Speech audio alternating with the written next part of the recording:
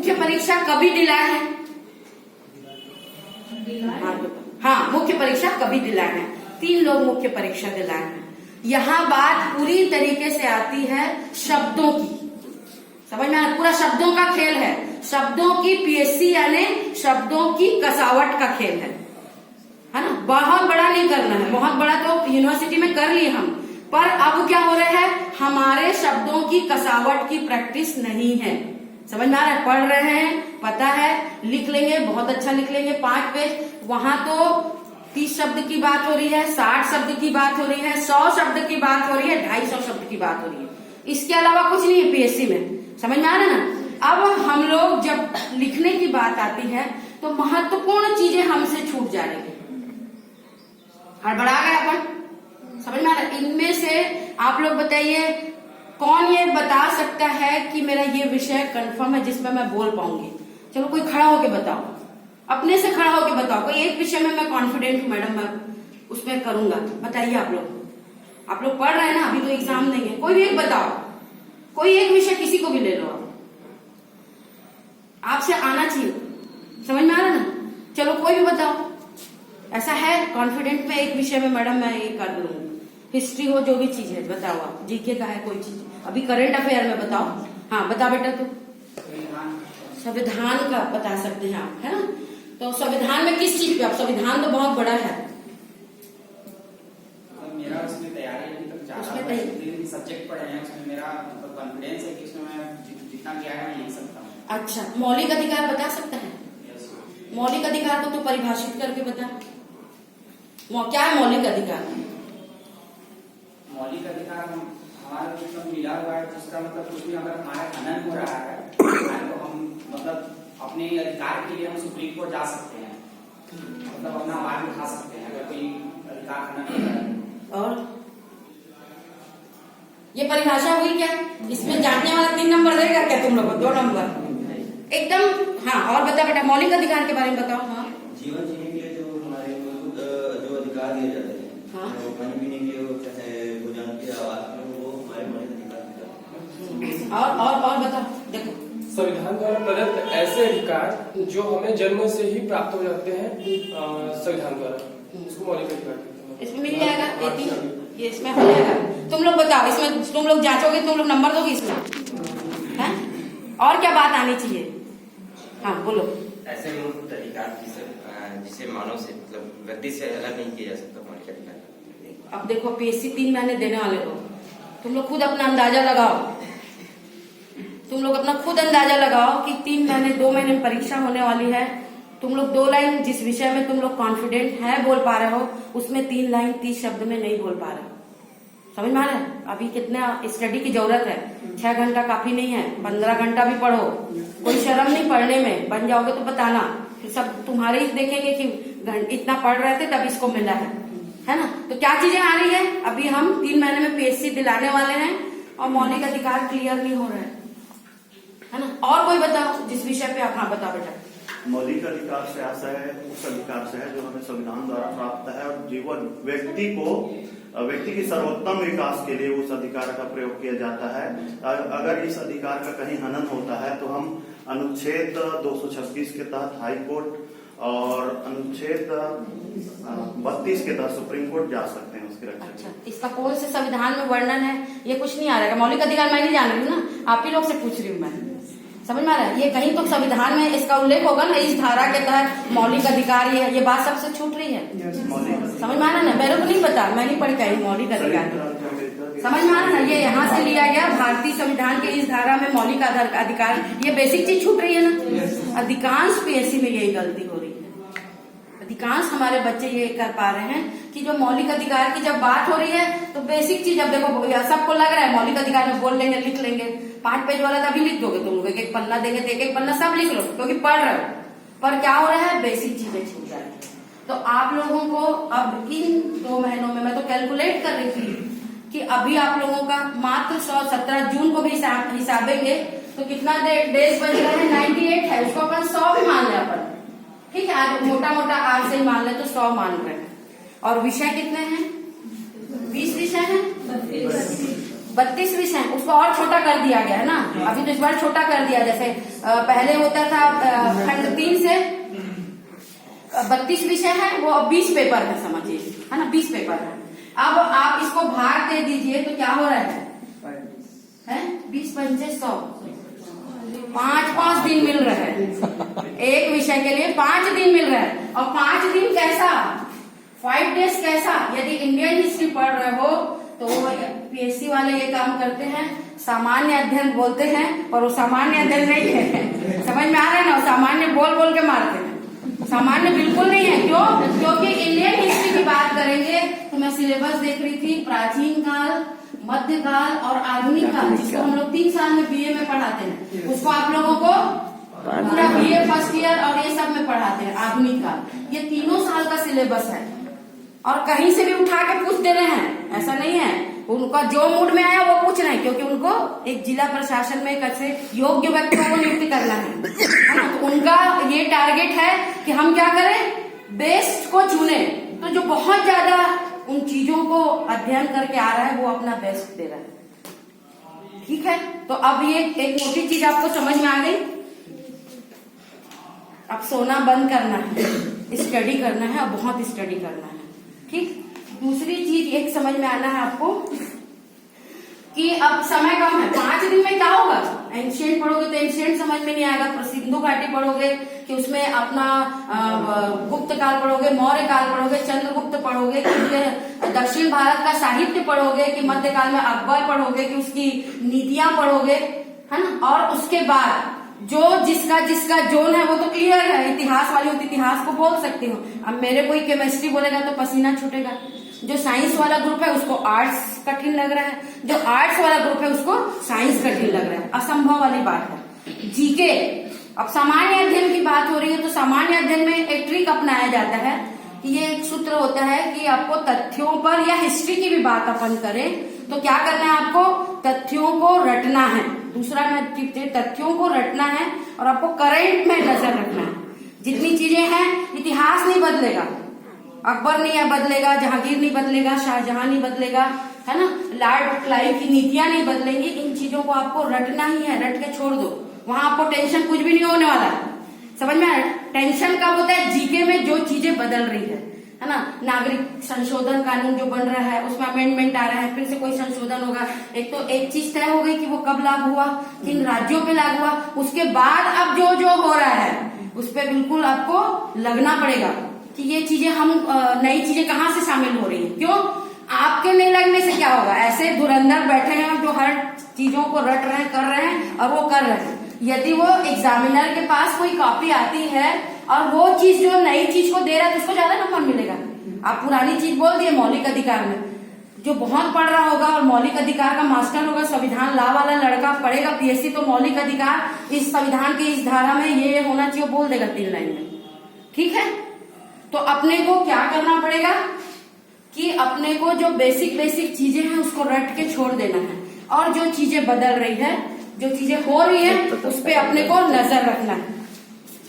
तो तथ्यों को रटना पड़ेगा, है ना। और रटना पड़ेगा तो क्या चाहिए, रटना पड़ेगा तो ध्यान को, कंसंट्रेशन चाहिए, एक ही लक्ष्य रहे, पढ़ना है पढ़ना है पढ़ना है, ठीक है। तब वो चीजें अपनी क्लियर होंगी। हमको ये भी करना है, व्हाट्सएप भी देखना है, दोस्तों के साथ भी जाना है और गपशप भी मारना है, ये चीज को आप छोड़ दो।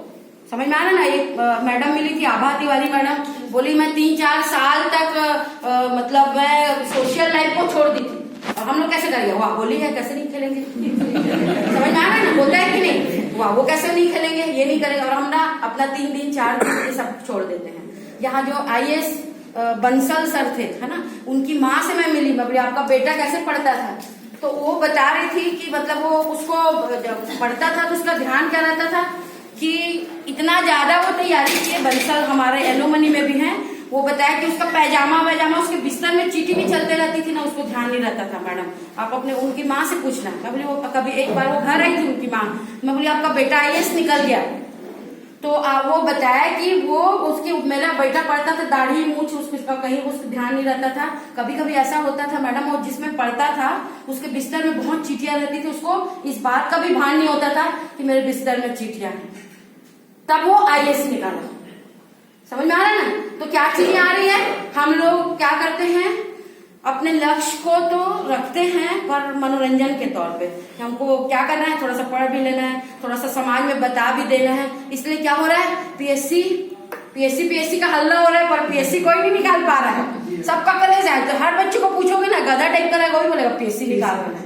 अब माँ बाप को तो इतना ठग रहे हैं, पता नहीं कैसे।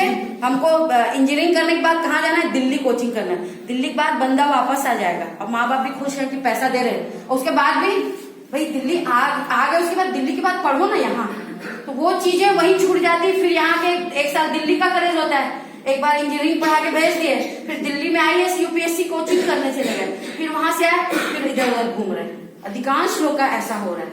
तो क्या हो रहा है इसमें, हम अपने लक्ष्य के लिए ज्यादा टाइम नहीं दे रहे हैं, है ना। जो आपको देना है उसी को सोचना है, उसी को सोचना है, क्योंकि ये परिस्थितियां फिर बार बार नहीं आएंगी।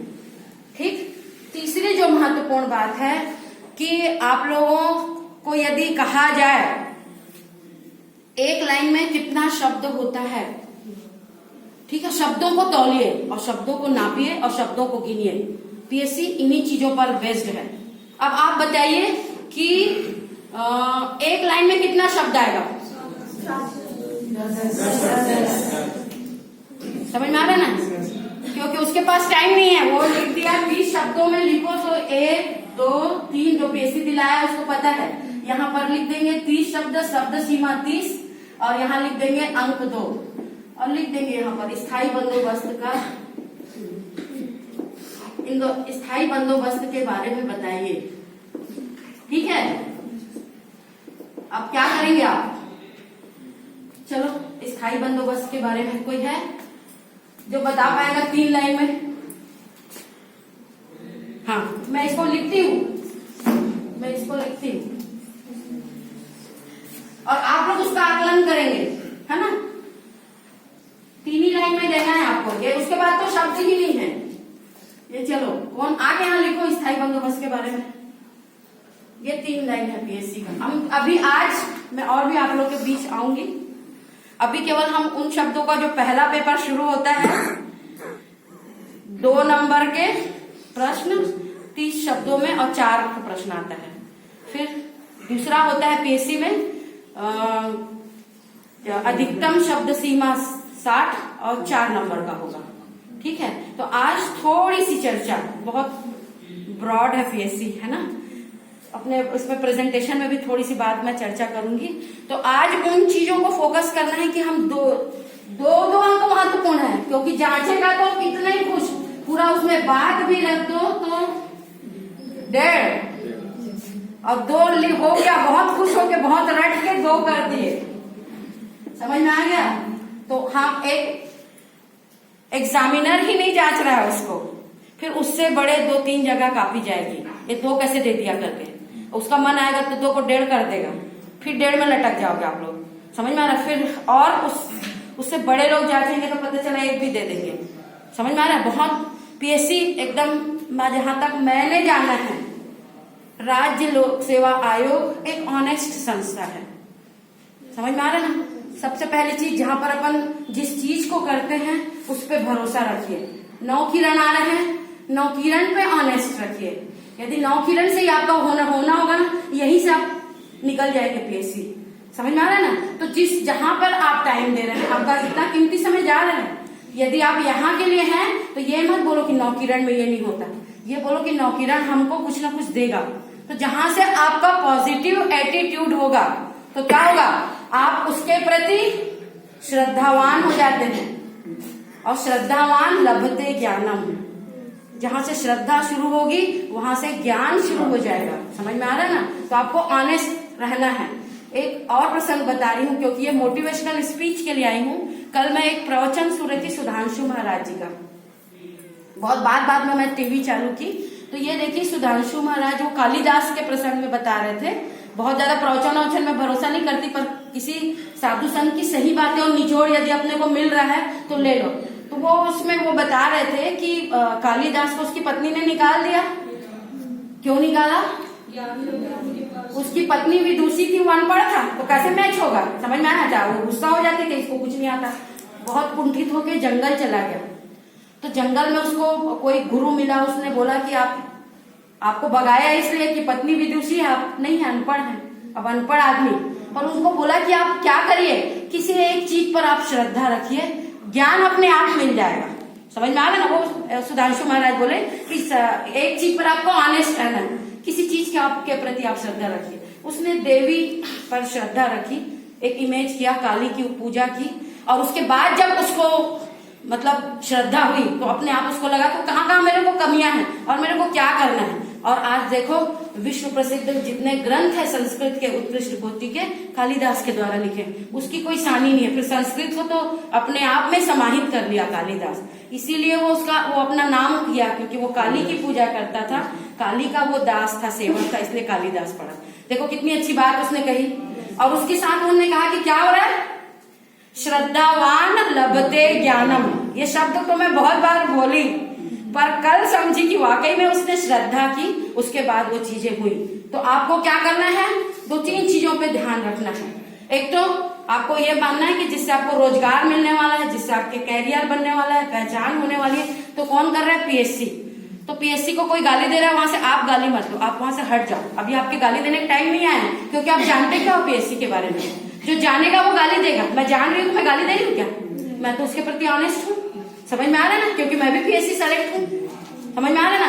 और जितनी बार चीजें आसपास होती हैं, ज्यादातर चीजें बहलाने वाली, बहकाने वाली होती है। आपको उनकी ओर जाना ही नहीं है, आपको उनकी ओर जाना नहीं। बहुत बार बरगलाया जाता है। तो आपको श्रद्धा रहेगा तो क्या होगा?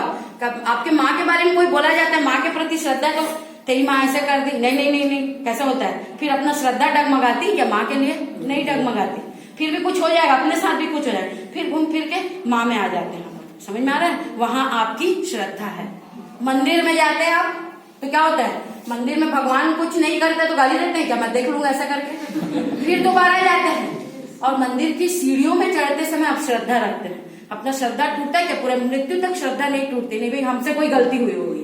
समझ में? मंदिर में जाते हैं, आपका प्रेयर स्वीकृत नहीं होता है, तो आप ये रियलाइज करते हो कि कहीं ना कहीं मेरे मांगने में, मेरे करने में कुछ गलती है।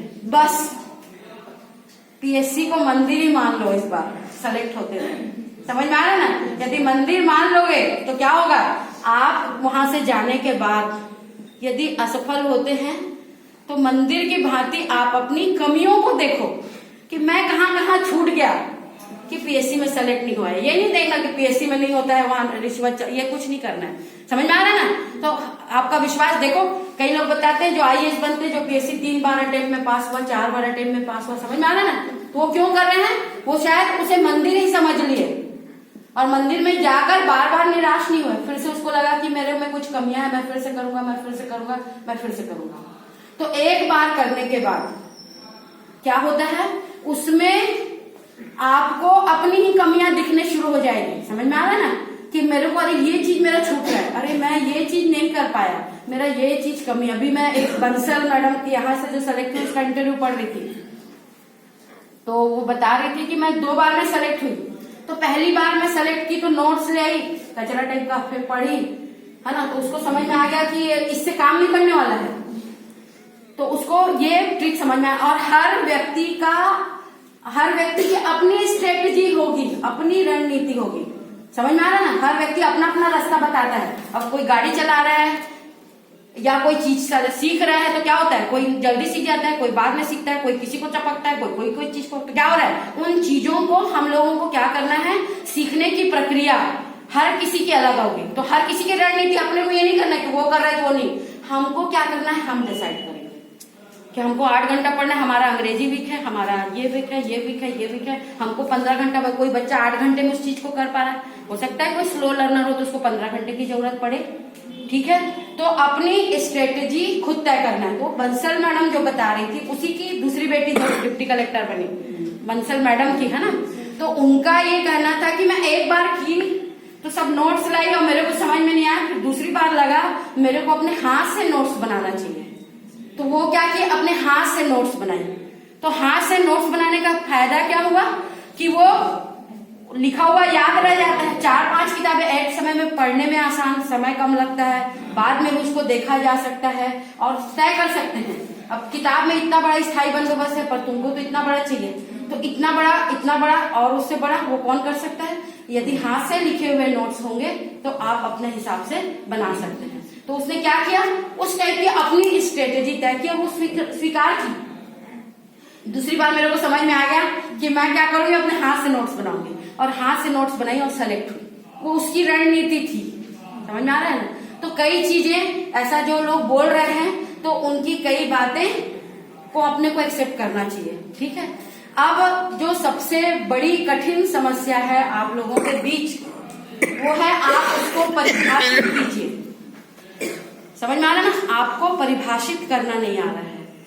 और कोई एक आध विषय लीजिए जो अभी करंट में अभी चल रहा है, नागरिक संशोधन कानून वाले को कोई बताओ, फिर से उसको लिखते हैं।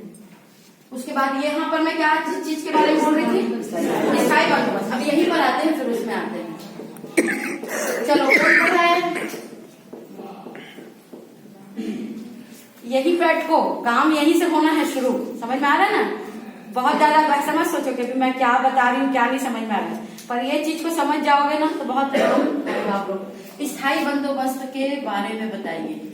अच्छा, जो पीएससी में मेन क्या चीज होती है कि आप लोगों के बीच क्या हो रहा है, जो सबसे होशियार वो है जो प्रश्न पूछता है, उसको टेंशन ही नहीं है, जवाब देना नहीं है उसको, तो किसी भी प्रश्न को प्रश्न बना देता है। उसको 30 नंबर का बना देगा, 10 नंबर का बना देगा, 2 नंबर का बना देगा, क्योंकि पूछ सकता है वो। समझ में आ रहा ना। अब स्थायी बंदोबस्त को हमारे इमेज में है, ये है बड़ा आएगा तो लिखूंगी, है ना, उसको बहुत अच्छे से सजा के लिखूंगी, बन जाएगा मेरे से स्थायी बंदोबस्त। अब छोटा आ गया तो क्या होगा, अब जो महत्वपूर्ण चीज है वो छूटने वाली है। मेरे को बन रहा है और क्या बन रहा है, नहीं बनेगा। ये स्थायी बंदोबस्त के बारे में कोई बताइए। हाँ चलो एक आके लिखो, फिर मैं बताऊंगी। यहाँ एक 2-3 बातें लिखो, फिर मैं कहाँ पर आपका छूट रहा है ये बताऊंगी।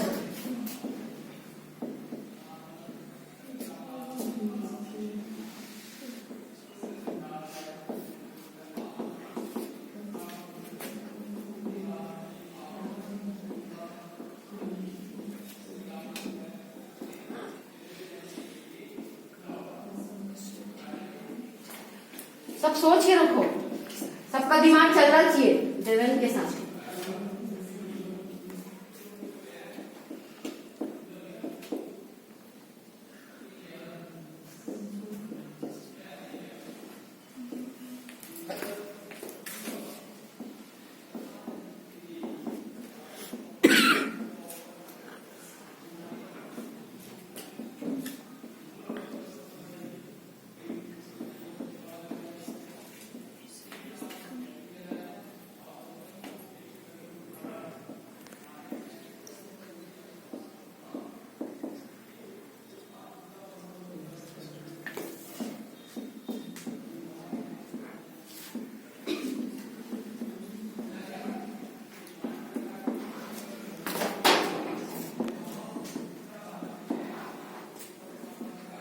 हो गया। ये है अंक 2 और शब्द सीमा 30। ठीक, ये 30 शब्द है। 30 में इसमें कितना नंबर मिलना चाहिए?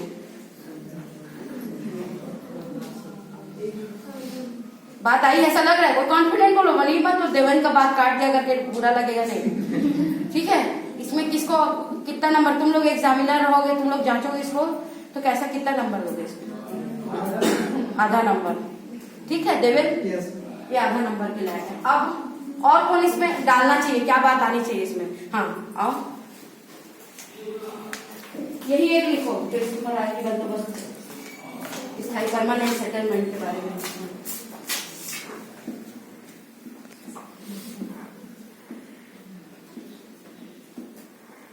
ये समझो कसावट नहीं है, समझ में आ रहा है ना, कसावट नहीं है।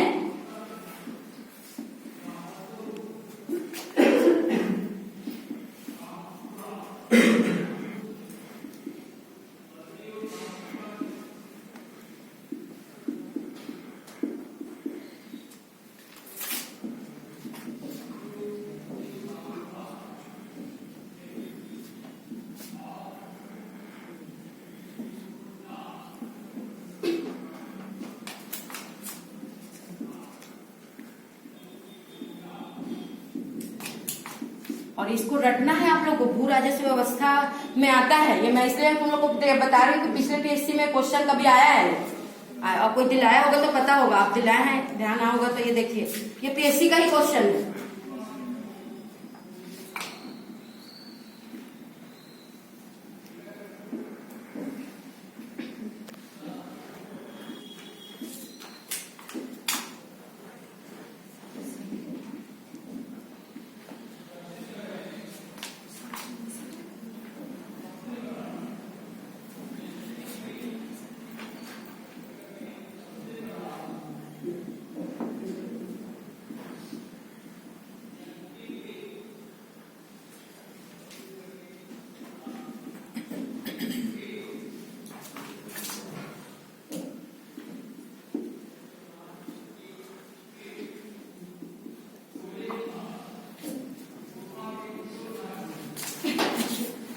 और चलो दो आ जा, एक और अपनी बात रख, उसके बाद मैं बताती हूँ। मैम ये ठीक है, और 2 पॉइंट बोल रहे हाँ बोल दे। इसमें भू राजस्व है ना, हाँ, हाँ। जमींदारों को है ना, हाँ। कंपनी को 10/11 भाग देना पड़ता था, हाँ। और 1/11 भाग अपने पास रखना। अपने पास एक चीज छूट गई, और कोई जो महत्वपूर्ण थी? ब्रिटिश भारत में 51% क्षेत्रों पर लागू था। हाँ 51% क्षेत्रों पर ये लागू था। ये देखिए, स्थायी बंदोबस्त, ये देखें, क्योंकि कल रात में एक किताब में पढ़ी हूँ कि 19% भाग में लागू था। 19%, किसी को पता है? हाथ उठाओ। ये देखो, ठीक है। अब ये अपन कंफ्यूज है, ठीक है। मैं रात में पढ़ी इसलिए है, मेरे को भी ज्यादा याद नहीं रहता। बैठ जाएगा। अब देखिए क्या चीज है, और क्या चीज छूट गई, और क्या चीज छूट गई बताइए? बंगाल, बिहार और उड़ीसा में लागू किया, ठीक है। अब इतनी सारी चीजें छूटती जा रही हैं। इसमें अब आपको यदि स्थायी बंदोबस्त बोला गया तो इसमें ये चीज आना चाहिए, तो कट, ये तो अपने को ज्यादा बोलना ही नहीं है। लॉर्ड कॉर्नवालिस के द्वारा शब्द नहीं आया, कितने समय 1793 22 मार्च कुछ है डेट, उसमें लागू किया गया। और क्या चीज है?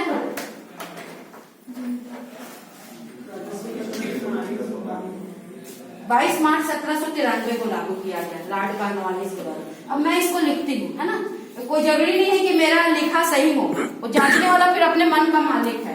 तो ये स्थायी बंदोबस्त को अपन हटाते हैं और 3 लाइन में शब्दों को परिभाषित करते हैं। ऐसे ही 2-2 नंबर का खेल है पीएससी, समझ में आ रहा है ना। हर बार यदि आप जहां से गुजर रहे हैं, आज की क्लास यदि हुई है तो आप लिख लो रीता पांडे की क्लास, उसको 3 लाइन में परिभाषित करो। समझ में आ रहा है ना।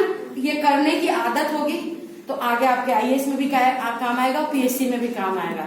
क्योंकि हमारी जो हमको जो समझ में आ रहा है वो है, हम बड़ा करना जानते हैं, पर जब छोटे में बात करते हैं तो छोटे में हमारी महत्वपूर्ण चीजें छूट जा रही जो पीएससी चाहता है। बस मेरा ये कहना है कि हम सार गर्भित चीजें नहीं लिख पा रहे। हमको लगता है हम तो लिखे, अब इतना लिखा तो उसको लगे वाह बनाया तो हूँ स्थायी बंदोबस्त के बारे में, तो आधा नंबर वो 0.4 पॉइंट वैसा करके आप लोगों को तो आउट कर देंगे। क्योंकि जो पढ़ रहा है वो इससे आगे भी जान रहा होगा, है ना। हम नहीं जान रहे, इसका क्या मतलब, दूसरा नहीं जानेगा, ऐसा तो है नहीं, कंपटीशन है। अब स्थायी बंदोबस्त, लॉर्ड कॉर्नवालिस, स्थायी बंदोबस्त में लिखा हुआ है क्या, चलो स्थायी बंदोबस्त, क्योंकि अपने को इस स्थायी बंदोबस्त में 2 नंबर पाने ही हैं, 2 नंबर के लिए अपनी जान लगानी है। समझ में आ रहा है ना। क्योंकि हर वो 2-2 करके तो बहुत महत्वपूर्ण, कटता है तो खूब अखड़ता है। स्थायी बंदोबस्त लॉर्ड कॉर्नवालिस के द्वारा, अब परिभाषित करने का समय नहीं है, बस सीधा फैक्ट में आना है। स्थायी बंदोबस्त लॉर्ड कॉर्नवालिस के द्वारा, अब इसमें है सर जान शोर का भी नाम आना चाहिए। पर ये 60 नंबर का होगा तो सरजान शोर घुसेगा, फिर और आएगा तो और कोई घुसेंगे। अपने को पता है सरजान शोर ने इसको इंट्रोड्यूस किया, पर अपनी सरजान शोर की बात ही नहीं आएगी। 22 स्थायी बंदोबस्त लॉर्ड कॉर्नवालिस द्वारा 22 मार्च 1793 में लागू 1793 ईस्वी को लागू किया गया। ठीक, एक बात आई, बस एक तथ्य आया। दूसरा तथ्य क्या आना चाहिए कि इसमें जमींदारों के साथ भू राजस्व समझौता के स्थायी बंदोबस्त क्या था, लैंड रेवेन्यू असेसमेंट था, भू राजस्व मूल्यांकन था। तो अपने को क्या करना पड़ेगा, ये जमींदारों के साथ भू राजस्व वसूली के लिए समझौता था। मैं अभी ऐसे ही शब्द को बता रही हूँ जिसमें आप लोग वसूली के लिए, भू राजस्व वसूली के लिए समझौता था। ये भी अभी पूरा क्लियर नहीं आ रहा है ना, क्योंकि मैं भी छोटा नहीं कर पा रही हूँ। इस व्यवस्था में लगान का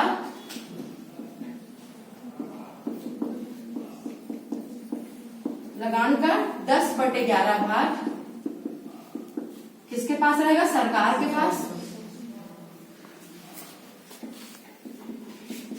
और 1/11 भाग जमींदारों के पास, जमींदारों के पास रहेगा, है ना। और इसमें जमींदारों के पास रहेगा लिख दो। और ये कहाँ कहाँ क्रियान्वित किया गया, ये बंगाल, बिहार, उड़ीसा, उत्तर प्रदेश के वाराणसी एवं गाजीपुर क्षेत्र में। और कुछ चीज को काटना पड़ेगा, समझ में आ रहा है ना, क्योंकि मैं एक्सेस जा रही हूँ।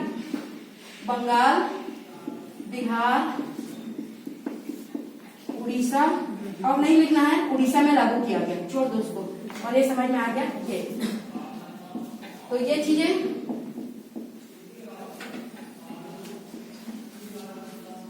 ठीक है, ये जमींदारों से भू राजस्व के लिए किया गया, समझे तो आना ही चाहिए। अब इतनी चीजें को अपने को कसावट अभी भी नहीं आ रही है, समझ में आ रहा है ना। इतना लिखोगे तो ले देके 1.5 नंबर मिलेगा, 1.5 भी नहीं मिलेगा, 1.5 मिलेगा, क्योंकि सब चीजें आ गई कि कॉर्नवालिस ने लागू किया, जमींदारों का भू राजस्व व्यवस्था था, लगान का भाग सरकार से दिया जाता था, बंगाल, बिहार, उड़ीसा में लागू किया गया था। ये 10-30 शब्दों में आ जाएगा, समझ में आ रहा है ना। अब इतनी कसावट हम में है क्या, और हर वो चीज जहां से गुजर रही है आप उसको परिभाषित करके छोटा छोटा बनाओ। बड़ा तो कर लोगे, मेरे को पता है, बड़े में नंबर मिलेगा, तो बड़े में हम मास्टर हैं, पर हमारी और पीएससी की जरूरत है कि आपको छोटा करना है, समझ में आ रहा है ना। तो छोटा करना सीखिए, आप लोग प्रैक्टिस करिए, ठीक है। अब यही प्रश्न जब बड़ा होगा तो कौन कौन सी चीजें आएंगी कि ये जमींदारी ईस्ट इंडिया कंपनी एवं बंगाल के जमींदारों के बीच कर वसूलने से संबंधित जो स्थायी समझौता था वो स्थायी बंदोबस्त कहा गया। इसके बाद लॉर्ड कॉर्नवालिस द्वारा 22 मार्च 1793 को लागू किया गया। सर जॉन शोर इस विचार को जन्म दिया और ये इस व्यवस्था में भू राजस्व 10 वर्ष के लिए निर्धारित किया गया जो जमींदारों को सरकार को देना पड़ता है। 6 लाइन में अपन